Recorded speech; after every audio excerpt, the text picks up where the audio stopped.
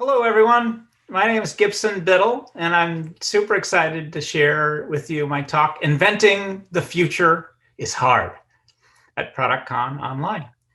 I'd love you to sit back and relax. I've put a PDF at this link for you already, so you don't have to be scrambling and writing notes the whole time. In my talk, I'm really going to talk about three things, three chapters, if you will. First, I'm going to talk about Mars. And then I'm going to apply some of these theories and ideas to a product that I hope you know and love, which is Netflix. And then I'm going to close it out by talking about your rocket ship, whatever company or startup you're with today. So Mars, I want you to imagine that you just showed up at a new job, and your new job is a very hard one. It is to colonize Mars, to put humans on Mars so that they can learn and grow there. A tough job. I've borrowed a screen from Away, which is about the exploration of Mars on Netflix. And just to give you a sense of how hard this job is, I just asked about 100 folks, hey, what year will the first human land on Mars? And I want you to think about that question for a moment. And then I'm going to share with you the response to show you the diversity of thinking. So make a guess. And here's the response. Most people think it's going to be later than 2045. There's 2% that say we'll never put humans on Mars. But my point here is it's a hard job with a real diversity of thinking and expectation. Now, it is true that Elon Musk says that he's going to do it via SpaceX in about 6 years. And so he's very aggressive in his vision of the future.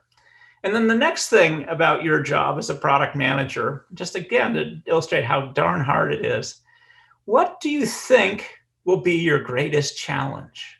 Will it be the launching and landing on Mars, returning from Mars, food, water, and oxygen, living in low gravity, low pressure conditions, or funding, and developing the finances to make all of this stuff happen?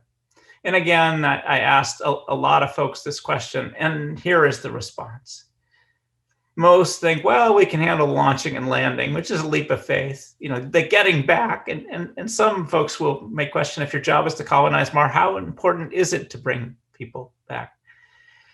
And again, a huge diversity of thinking. So imagine that you're the product leader and your job is to colonize Mars. Your job is to help provide a vision that makes folks understand that this is all possible and some sense of how that might work. A lot of my knowledge of Mars is from the Martian film. I'm sure yours as well.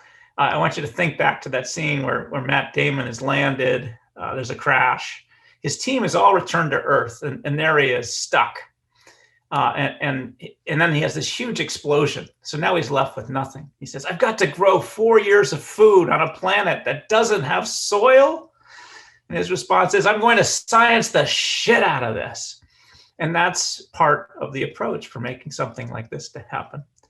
So for me, inventing the future is really about bringing these three forces to get together. It's your job as the product leader to make great decisions about people, product, and the business. And over time, you're trying to get some overlap of these three circles. The first is consumer science. That's really about experimentation to discover what will work and what not. And then the second force that I think about is strategy, and that is about developing a plan. And I'll share a very simple model that I use to create a product vision. And then the third is developing a culture where all employees within the building have great judgment about people, product, and business. And I have found that aligning these three forces over time is what helps people to collectively invent the future together. But it's full of uncertainty. I will give you a sense of if this were my job, here's my fuzzy vision, my product vision, if you will, for Mars. And I construct it using a very specific model. Your first step is to get big on reusable rockets. If you can launch products where they go back and forth, they can be reused, getting out of Earth's orbit is a really hard thing. And you can see that SpaceX has been doing this. And then the second step of this journey, and this is after multiple years, is to lead in-orbit refueling. Imagine, if you will, that you could get a spaceship out of Earth, but now you could essentially refuel it.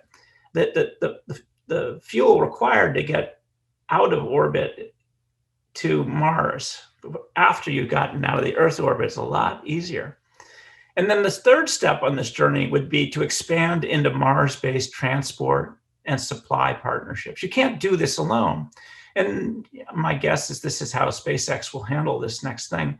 They will work with others to develop the food, the oxygen, and multiple systems to get lots of people back and forth between the two planets. And the last is they will expand further via Space Construction Consortium. They'll essentially create construction companies on Mars with lots of different companies. Now, if you notice carefully, these four steps of the journey, and they're discrete, I think of them as multiple booster rockets that will help you get from one step to the next. And in this case, they spell Glee, G-L-E-E. And I'll share how I use this product vision construction at Netflix in a moment. Now, why am I focused on Mars? Because it's really hard. It's not hard to understand that this is a huge challenge, multiple years, a real diversity of vision on how it will happen. But inventing the future requires, first, this fuzzy vision, this idea that will join people in thinking, that might be possible. The second is you need a long-term strategy or a plan. And the third is you have to be willing to engage in constant experimentation. None of these steps are easier. You won't know with certainty how to do it, but you'll get focused on whatever stage of the question or problem you're focused on. And the last is you need a culture of iconoclasts. In inventing the future, it's probably not going to be ideas from old people like me. It's going to be folks that are younger in their career that are always challenging and asking why? If you want to understand what iconoclasts are, just have a 13, 14, or 15-year-old son or daughter that are always questioning and challenging. And this is an important cultural component for inventing the future. My name is Gibson Biddle. I started early in my career at Electronic Arts. I was at Netflix starting in 2005. And then I went to Chegg, a textbook rental and homework help startup in 2005, went public in 2013. And then I've been teaching the last 5 years, which is great fun for me. So I want to talk about Netflix in regards to some of these ideas that I've been talking about. And the initial vision, this is Mark Randolph and Reed Hastings, the initial vision that they had, and this is back in 97, 98, and this isn't during an era when the DVD player had just been born. They said, it's Netflix, not DVD flicks. And their point was there would be something coming along later. And their initial vision was that they would launch downloading in the year 2000. Now, it's hard to predict the future. It turned out we launched streaming in 2007, quite a bit later. We were waiting for internet bandwidth to develop and for us to have enough resources to actually afford content. So when I joined Netflix, I crafted this product vision. And the first thing I said is, based on DVD players, we're going to get big on DVDs. And that happened. And then the next step of this rocket ship journey with these multiple booster rockets, we said we were going to lead streaming. And then once we were an a digital service, it would be substantially easier to expand worldwide. And then another step that you can all see. Now, I will tell you in good conscience, we didn't have this idea back in 2005 about the importance of original content. But over time with experimentation, this became super clear that this was the next booster rocket. And for me as a product leader, I always want to know this next step out 5 or 10 years to help provide a common vision for everyone in the company. But again, you can see this is spelling Glee. And that was the initial product vision. And the key thing here is every successful company rides the growth wave until it crests and falls. The secret is to create the next growth wave before the first one collapses. Now, this is Jeff Kagan. He was a financial analyst for Yahoo. And Yahoo is a cautionary tale. They got big at one thing, which was search, but they never had a follow-on act. And this Glee model, this way to craft a product vision, is always pushing product leaders to think, what's next? What's next? What's next? Which is really critical when you're inventing the future. I use this Glee model because long-term thinking makes all things possible. And again, I've got an image from away. It's a really neat series.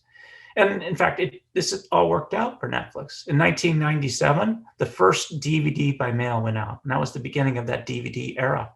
And in January of 2007, we launched streaming with 300 stinky, sort of steamy romance titles. They were really quite bad. Everything sucks at the beginning. By 2015, Netflix was in 190 countries in 40 languages, and that got that broad expansion internationally. And then in 2020, Netflix won 21 Emmys. An Emmy is an award for the best TV series. At this point, Netflix was able to out HBO. HBO, before this, HBO was the clear leader in original content. But it's just mind-blowing to think that a punk DVD by mail startup could grow to launch digitally around the world and then eventually become a leader in original content. And this happened because of this multi-part product vision. Now, it was messy and it was dirty. And that's the way all of this goes. So I want to show you what it really looked like. That's the DVD by mail beginning for Netflix in this twisted path. And then the company almost died until it invented this idea of an all-you-can-eat subscription, a DVD subscription. And that's what it is today. For 16, 17, 18 bucks, everybody's watching as much as they want in a month.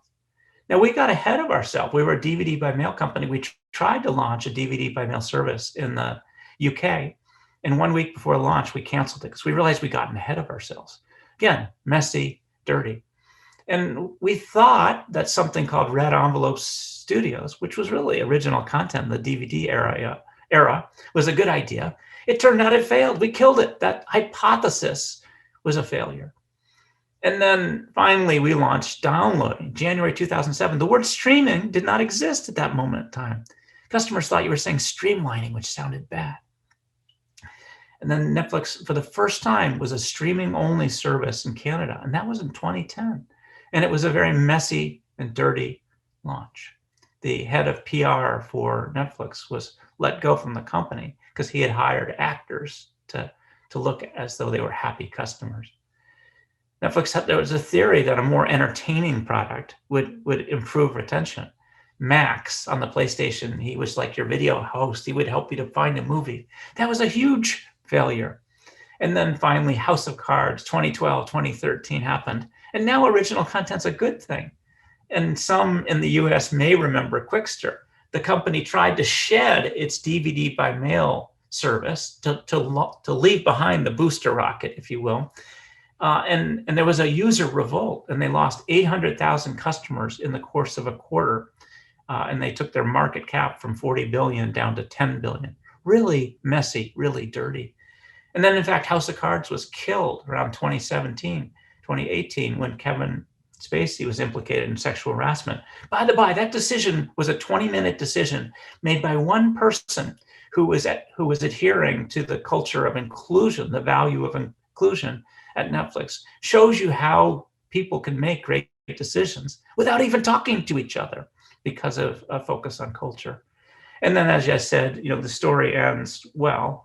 Last year, Netflix had 160 Emmy nominations and 20 wins. So that's what the future really looks like. It's messy and dirty. And here is Netflix MultiStage Rocket, these 4 steps. And one of the things I want you thinking about is, what's next? Because as a product leader, you always want to know what that next wave is. The Glee model, GLEE, can expand forever. In fact, needs to expand if you want to build one of these great companies that stands the test of time, 50 or 100 years. So I want to share with you, I've given you a sense of the product vision and a bit of a plan, but I want to share the product strategy. And through a bunch of series of experiments, we discovered that these ideas were really important. And all of these ideas help to answer the question, how will we delight customers in hard to copy, margin enhancing ways? And there were really 4 or 5 key ideas. The first, we set out to build a simple and easy experience. In the old days, it was very complicated, but every time we made it simpler, it got better. We learned in the long term how important personalization is. Now think about it. Today, Netflix knows the member tastes of 200 million people throughout the world. This is unique technology that's very hard to copy. And in fact, it actually helps to build the business as well. And we learned in the DVD era how important it was to get a disc to you next day in the mail. And of course, in the streaming area, click the button, you're just watching. You don't have to download stuff. You don't have to set up stuff to make it work. It's really remarkable. And the last idea is we set up a device ecosystem. We created a hard to copy network effect that every screen in the world was magically pre-wired so you could watch Netflix instantly, anytime, anywhere. And that is a very hard to copy network effect. So these were 5 ideas that consistently worked over multi-booster, from DVD to streaming to international to original content. So I've given you enough context, and I've got 2 little quizzes for you. I want you to imagine you're the product leader at Netflix at 2 critical moments in time. I've articulated the long-term product vision. I articulate these 5 ideas that are important for the product strategy. And I want you to pretend that you're the product leader and you have to make choices about what to do. And this first step, this is stage 1 of the Rocket, DVD by mail in 2005. And you have a growing DVD by mail library. It's like 50,000. You're trying to get it to maybe 100,000 available on the platform. At the time, it cost $22 a month to have 3 DVDs to choose from sitting on top of your DVD player. And at this point, Blockbuster, it had copied Netflix's service. And then it did something else called Total Access. And it meant you could get a DVD from them in the mail, but then you could swap it instantly in their store. It was really, I mean, at this point, Netflix is 1 or 2 million subscribers. So really, it's still a punk startup. And every month, 5% of our customers would cancel the service. Now, that was better than it was at startup, where it was 10%. But the key point is 5% cancel, and that's really bad for business. And you need to make retention better. That's really your proxy metric as the product leader, is to make this cancel rate smaller and smaller. And the company had never demonstrated a profit. So this is the moment in time. Now, Netflix is a bit of an idea factory, and you've got lots of people advocating different ideas at this moment in time to help with the company. So here are the ideas, and what I'd like you to think about, which 2, maybe 3 ideas would you focus on here if you were the product leader at the moment in time? This was my job. Which of these ideas do you think are most important given the long-term product vision and given the product strategy in order to improve retention, to make it 5% cancel, to get it to maybe only 4% cancel? Now, again, I've asked this idea of lots of different folks, and I want to share what the collective wisdom is. So you can see a lot of people informed by the strategy say, wow, it's really important to get DVD by mail fast. We know instant's important. And then personalization must be important. And then there's a third idea at the bottom, which is let's launch social. Let's make it so people can get great movie ideas from your friends. So I want to share what we actually learned through experimentation. So yes, that speed up DVD is a great idea. Launching lower price plans was really important and helpful. Yes, we committed to the long-term idea of personalization, but it took 10 years before we could prove that it improved retention. And we actually launched both ads and used DVD sales. And that was the thing for the first time that helped us to make money.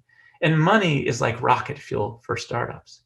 We did launch original content in the DVD era. And as I told you, it failed then, but then succeeded about 10 years later. And we launched social, and it turns out in the context of movies, movie ideas from your friends aren't helpful. Your friends' movie tastes suck, okay? And you don't want them to know what exactly you were watching, that I was binge watching Cake Boss last night, for instance. So this just gives you a sense of how hard it is, frankly, the experimentation is to figure out what works and what doesn't. And what I'm hoping to learn from this exercise is through this journey, we were beginning to understand what was really core to what we did as a company. And it was all about a big selection. It was all about value, getting a lower price, giving you a lot of stuff, not everything you wanted, but at a price that made sense. And the importance of next day mails. We went from 20 hubs in the US to 100 hubs. And at some point, about 85% of our discs were delivered the next day in the mail, which really helped build value. We made the long-term bet on personalization. We just committed to it. And after 10 years, we finally discovered it worked. And just this model of, hey, our job is to delight customers in hard to copy, margin enhancing ways, got enough focus on delighting an obsession of customer, but also created this hard to copy advantage that made it so over time we didn't have to worry about competition. And then margin equals fuel. This profit, we were able to invest the profit from advertising and DVD by mail in making our service better. And then the last, consumer science is hard. Most of you thought that social in the context of movies was a good idea. Certainly it was good with Facebook and Spotify and others. It just tells you how hard this experimentation process is. All right, so I have a second illustration. I'm going to take you 2 years further forward into streaming in 2007. We've just launched Watch Instantly. That's what we called it. Customers understood what that meant. And about 5% of our customers watched at least 15 minutes in a month. In fact, it was Brent Avery, who was the product manager for this. This was his job, to increase the percentage of customers who watched at least 15 minutes a month. That was a proxy metric. And the idea is if we could drive that up and to the right, in the long term, we would improve retention. We had about 300 stinky, steamy romance titles available. And it was only available on a PC, not a laptop, not a Mac. You had to download this horrible software it was called Silverlight from Microsoft to make it work. So your job, you're Brent Avery, your job is to improve that proxy metric. And again, Netflix is a bit of an idea factory. Which 2 or 3 of these ideas would you focus on to improve that proxy metric, to move it up and to the right? So in the long term, you likely improve binge watching. So lots of ideas here. And I'll share with you the collective wisdom. I just asked about 100 product leaders around the world, what do you think? And they committed to the personalization.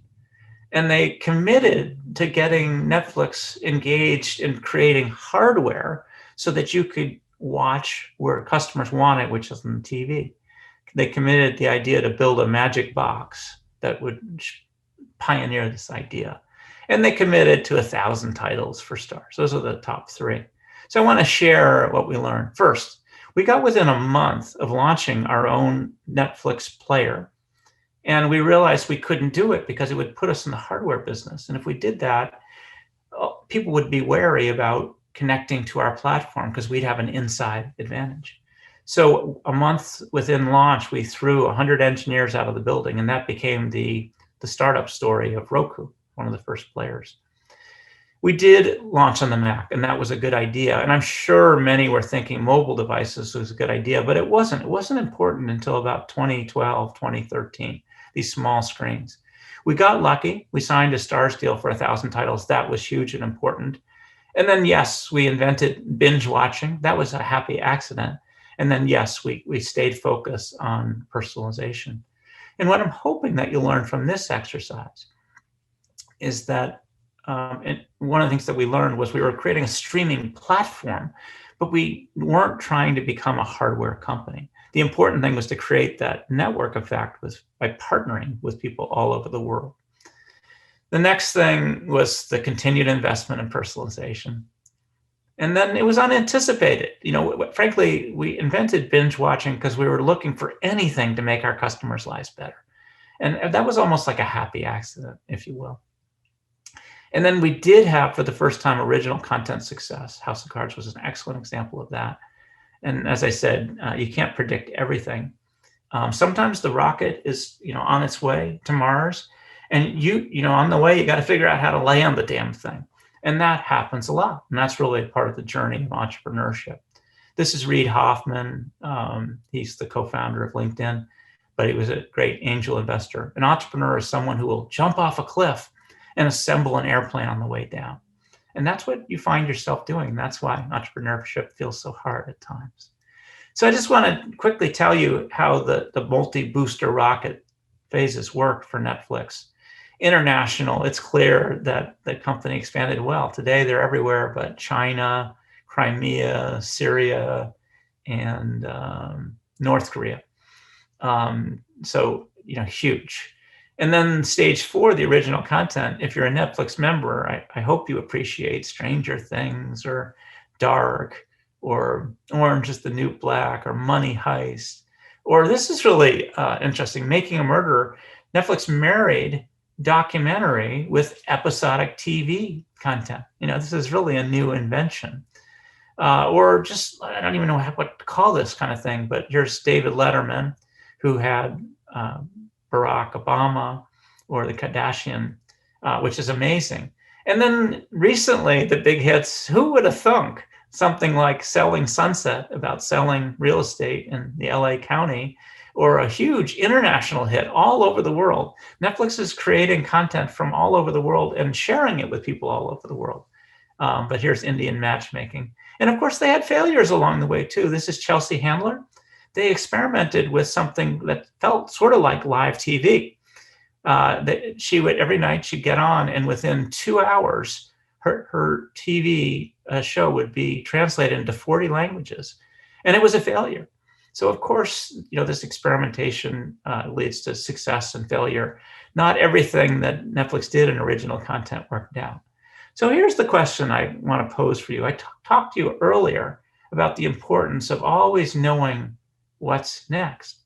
And Netflix has been on this multi-stage rocket journey, from DVDs to streaming to international to original content. But as a product leader of Netflix today, you want to be able to answer the question, what's next? So I want you thinking, what do you think would be important 5 or 10 years out that will force everybody to keep innovating, to keep getting better? And that's really a key thing. And this is Sam Altman. He's the chairman of Y Combinator. They've launched startups like Airbnb, huge companies. His coaching here is be more ambitious. Then talk about that big vision and work relentlessly towards it, but always have a next step. So my question for you today is, what should the next step for Netflix be? That's what I will put to you.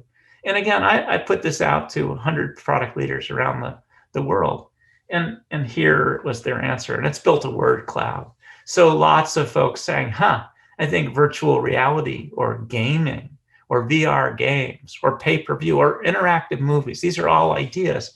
And your job as a product leader is to think, okay, what's consistent with our product strategy that will help the company propel its way towards Mars over the next 5 to 10 years.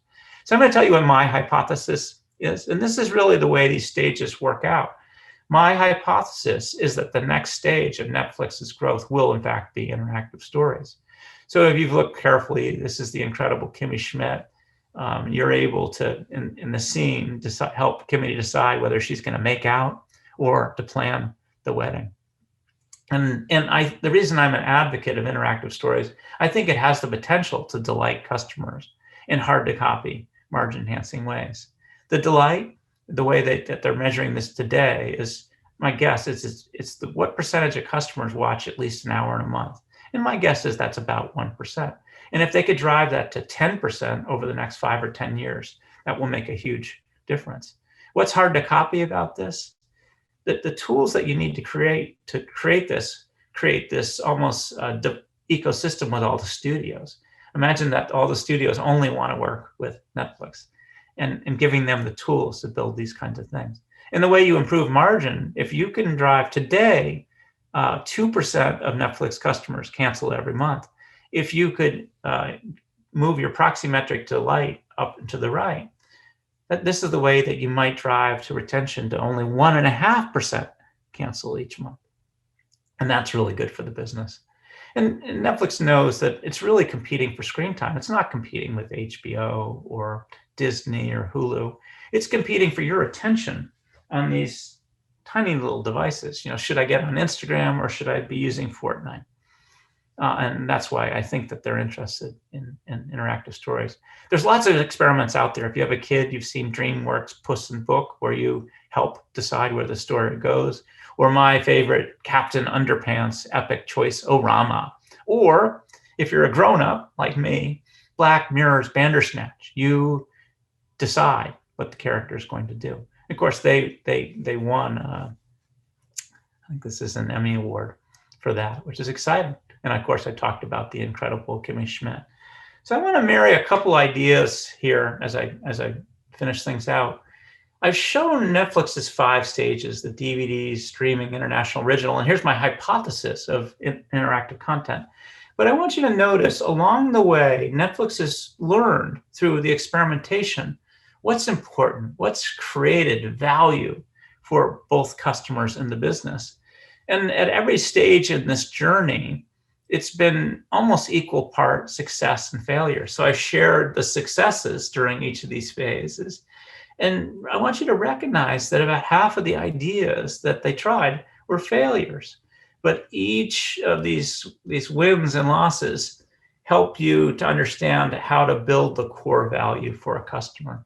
So today, Netflix is engaged in the beginning of experimentation, what will work and what will not in interactive stories. And we'll see if that becomes important 5 or 10 years out. And then the other thing I want to marry here is imagine that your job as a product leader, and you're trying to figure out how much to invest in each of these areas, each of these booster rockets at any moment in time. In 2010, the investment was 20% in DVDs across the company, 30% in streaming, 40% in international, and only 10% in originals. That was kind of the experiment at the time. And today, if I were the product leader, I'm guessing this is what the investment would look like at Netflix. About 5% in DVDs. It's almost dead. There's a few people in the US that are still doing that. 30% in streaming. It's still critically important. 30% in helping to get stories from all around the world brought to every country in the world. 30% in original content, because we can see how important that is today. But only 5% in this interactive stories. But this is an early experiment. And if it doesn't work, they'll move on to the next hypothesis about what's next for Netflix. So I want to bring things home for you. I just want you to be thinking just for a moment about your rocket ship, your current company, your current job. And I want you thinking about bringing these 3 ideas together. The first is have a strategy. That's the plan. Think about how this long-term vision tool, the Glee Model, can help you describe what's next. Think about where is your company investing today in these multi-stages of investment. And I always want you to be thinking and answering the question about what's the strategy? How do I delight customers in these hard-to-copy, margin-enhancing ways? And I want you to share things like my hypothesis is that original content will help our company. If you're at Spotify, that would probably be a good hypothesis. The next thing is to understand that this is all about experimentation. I call that consumer science, trying to give the answer to what works and what doesn't. And be maniacally focused on your customers. I call that customer obsession, to discover what delights them. Commit to fast-paced experimentation. Always be learning about what makes the core of your product better. And always begin to experiment with the ideas that will lead to the next step function of your multi-stage booster rocket. Today, I'm hoping that's interactive stories for Netflix. And then along the way, I want you to be aware of how important culture is, because culture describes the values of a company, and they actually describe the skills and behaviors that are needed by everybody in the building. And 2 of the most critical values for me in inventing the future, and you can look at the Netflix culture, you'll see it's all about curiosity, trying to understand what's next. Will this work? Will this not work? And then having the courage to commit to sometimes crazy ideas. Think about what Elon Musk is doing with SpaceX as he's trying to make us a multi-planetary race, okay? And then recognize that each stage of the company, you might need different kinds of people. Netflix, was a DVD by mail company, but today, about more than half of the talent in the building is all about picking great content. These are radically different people. And then the last idea is to commit to this idea of iconoclast. Recognize that what got you there to this point in time won't necessarily get you the rest of the journey. So be open to exploring new ideas and asking why, or actually challenging ideas to say, this is the stupidest idea I've ever heard. And that's what helps you to create a culture of iconoclast. So I'm just going to bring it home with just one last thing required. This is Reed Hastings. He's the co-CEO of Netflix. Ted Sarandos is the other co-CEO. This is the tech guy and Ted's the content guy. And there's one last thing required, and that is patience. It takes a long time to build a great company. This is the market cap of Netflix over time. You can see, today's value was hardly worth anything in 2005. And then you can see it took almost 20 years to create incredible value. The market cap is probably close to 300 billion today. It just takes a lot of time to figure this stuff out. So with that, I will say thank you. It's been great fun to be at ProductCon today. This is one of my favorites. If you haven't watched it, it's The Queen's Gambit, or watch Magnus on Amazon. It's a real life documentary. Just one last thing. I want to share with you my consumer science. Sometimes I feel like I'm breathing fire. I'm a street performer doing my thing. And this is that incredibly awkward moment where I'm passing the hat. But I'm not asking you for your money. I'm asking you for feedback. So if you hold up your phone right now, using your camera app, I'm doing it, a link has magically popped up for SurveyMonkey. And it's asking a simple question on a scale of 0 to 10, where 0 sucks and 10 is great. How likely would you be to recommend this talk to a friend or a colleague? I would just love your feedback. It's incredibly helpful to me, and this is how I learned to do talks. And then it asks you one other question. What's one thing that was good about this talk? And another, what would make it better? I now have 650 different surveys, and that's how I learned to do all this stuff. This is the same QR code if you haven't used it yet, but I've created a page that's special for you. It's got the PDF of this presentation. The survey link is there as well. There's a link to a series of articles about how to define your product strategy. It's all just sitting there waiting for you now. So go. So now I truly say thank you from a scene from Dar for all my European friends out there today. And with that, I say thank you and goodbye. Thanks a ton, Product School, for having me. And enjoy your jobs, product leaders all over the world, because I think it's great fun. Thank you so much. Goodbye.